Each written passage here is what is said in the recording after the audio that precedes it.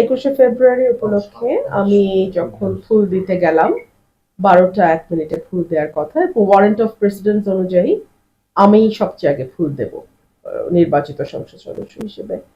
কিন্তু আনফরচুনেটলি দেখা গেল বিএনপির কিছু লোক তারা সেখানে রীতিমতো হামলা চালায়, আমার নেতাকর্মীদের উপরে হামলা চালায়, আমাকে একপাশে মানে ধাক্কা দিয়ে ফেলে দেওয়ার মতন অবস্থা তৈরি হয়।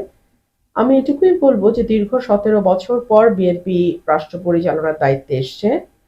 বিএনপি যদি তার নেতাকর্মীদেরকে লোকাল লেভেলে কন্ট্রোল না করে এখনই, এর পরিণতি ভয়াবহ রকম হবে। এবং যেহেতু দীর্ঘ 15 বছর একটা লম্বা সময় বিএনপির নেতাকর্মীরা নানানভাবে চাপে ছিল, লুকিয়ে থাকতে বাধ্য হয়েছে, তারা যখন এরকম একটা ভয়ঙ্কর হিংস্রতা নিয়ে পলিটিক্যাল পদের ব্যবহার করার চেষ্টা করে, এটা আমার মনে হয় দলের উঁচু পর্যায় থেকে বিষয়টি মনিটর করা এবং তাৎক্ষণিক ব্যবস্থা নেওয়া না হলে এটা দলের জন্য ভীষণ ক্ষতিকর হবে এবং সরকারের ভাবমূর্তিও ক্ষুণ্ণ হবে। সরকার মাত্রই এসছে, আমি আশা করব যে বিএনপি সরকার এবং দল হিসেবে এই ধরনের উচ্ছৃঙ্খল নেতা কর্মীদের ব্যাপারে তড়িৎ ব্যবস্থা নেবে। আমার একজন কর্মীকে কিভাবে মেরেছে আপনারা একটু পরেই দেখাবেন। পীযূষ দা আমাদের সাংবাদিক ভাই, ওনাকে রক্তাক্ত করে ফেলেছে। সো বিএনপি কে এখনই যদি নিজেদের কন্ট্রোল না করে বিএনপি, এর পরিণতি ভয়াবহ হবে, আমি এটুকুই বলবো। আপা, এটা কি এই হামলাটা কি পরিকল্পিত কিনা আপনার কি মনে হচ্ছে? এটা একেবারেই পূর্ব পরিকল্পিত হামলা এবং উপজেলার নেতারা, এবং সেখানে কিন্তু উপজেলার প্রেসিডেন্ট সেক্রেটারি ছিল না, আমরা কিন্তু উপজেলা প্রেসিডেন্ট সেক্রেটারিকে দেখি নাই।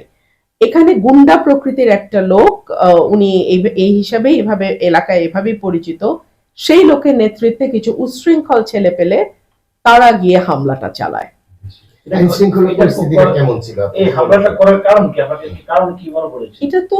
এটা তো ওদের একটা পরাজয় মেনে নেওয়ার কষ্ট আছে। আমি এখান থেকে স্বতন্ত্র জিতে গেছি, ওনারা কোটি কোটি টাকার লেনদেন করেও পারেন নাই, ব্যালট স্টাফ করেছেন, ওনার ছেলে সেনাবাহিনীতে আছে, সেই পরিচয় ব্যবহার করে নানানভাবে চেষ্টা করেছেন, কাজ হয় নাই। সো এইসব নানান আছে। তো আজকে আইন শৃঙ্খলাটা আপনার নিরাপত্তায় একেবারেই ভালনারেবল আইন শৃঙ্খলা পরিস্থিতি নাজুক। আমি দেখলাম পুলিশ চেষ্টা করেছে। আর দেখুন, যখন সরকারি দলের নেতা কর্মীরা এরকম ভয়াবহভাবে তাণ্ডব চালায়, তখন আসলে 5টা 10 জন পুলিশ কিন্তু সেটা কন্ট্রোল করতে পারে না, চাইলেও পারবে না। তো এটা খুব মানে একটা ভয়াবহ পরিস্থিতি তৈরি হয়েছে। আপনি কি এটার বিচার চান কিনা? আমি মামলা করে দিয়েছি, সার্টেনলি বিচার চাই। আরে বিচার চাই মানে বিচার করব, বিচার চাবো মানে। মামলা করেছেন ইতিমধ্যে? হ্যাঁ, মামলা গেছে, মামলা করতে গেছে। কয়জনকে আসামি দিয়েছেন? আমি জানি না, এফআইআর দেখে আমি আমার সাথে আলাপ করে নিশ্চয় করবে। হামলাটা কার নেতৃত্বে হয়েছিল, উল্লেখযোগ্য কয়েকজন নাম যদি বলতেন? বিএনপির স্থানীয় লোকাল লিডাররা।